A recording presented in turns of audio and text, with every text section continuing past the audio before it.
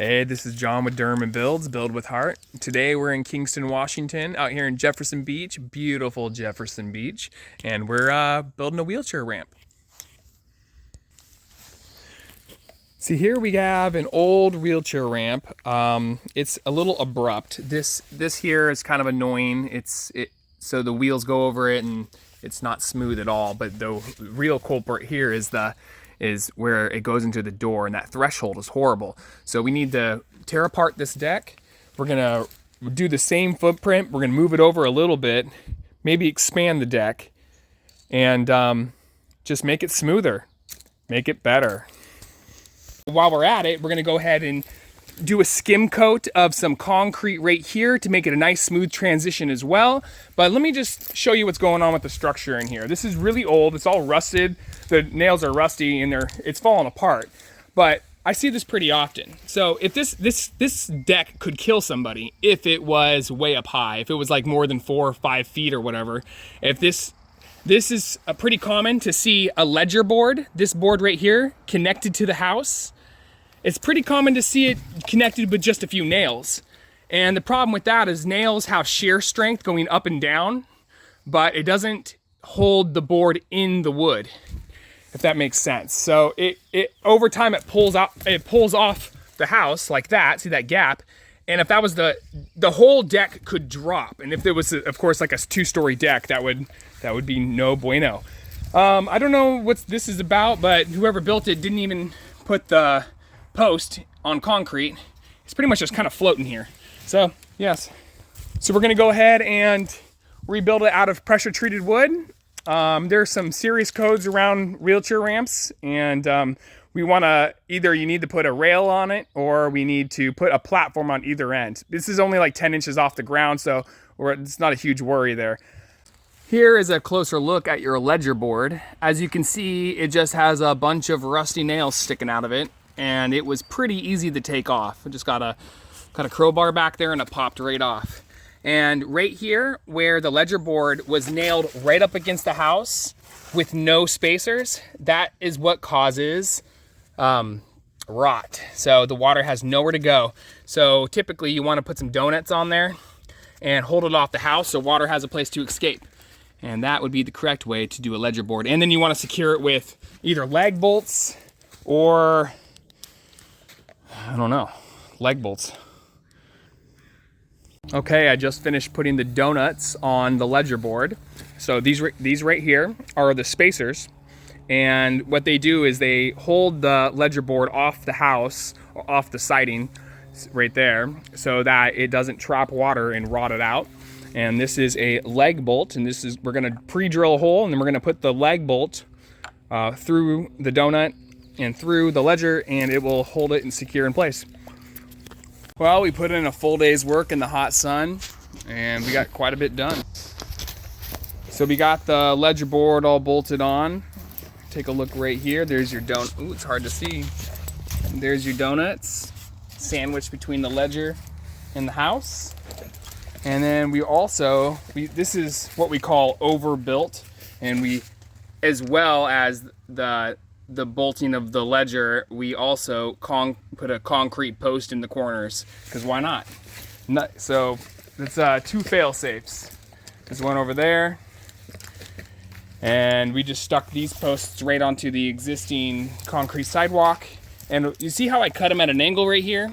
I do that because I don't want it to collect any rainwater underneath the deck boards and get rotten. But I mean, if I can go an extra mile and actually paint it as well with some waterproofing stuff.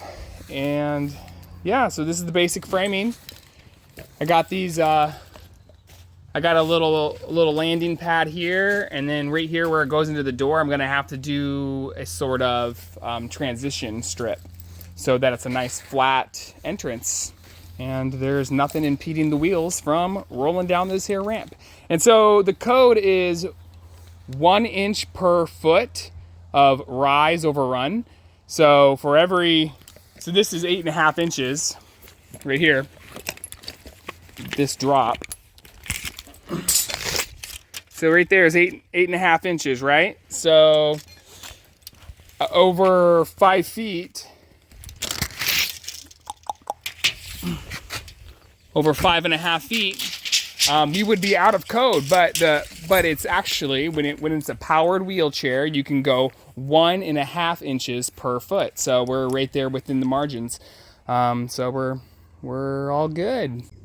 One more thing I decided to do before I was wrapping up here is that I went ahead and added more concrete at the base of the wheelchair ramp, because right here at the very end, it's only like, what, 3/4 of an inch thick. And so, because it was such an extreme angle of a cut, so I put some concrete back there where it's got more support. Good morning, it's a new day, and we're just finishing up with installing all of the Simpson hardware. Now, it's a common misconception to think if you just pump the wood full of screws and nails and hardware that it will make it stronger, but actually it just deteriorates the integrity of the wood, because the grain starts to split apart, and it's actually, you're worse off. So unless you're going to be a classic carpenter and do mortise and tenon joinery and rabbet out stuff and interlock using the wood, which is really fun, and that's the best part about being a carpenter, is the old classic ways. I mean, you can build a whole house with a chisel and a skill saw, but today we have hardware that, that's good for production. So let me show you what we've done.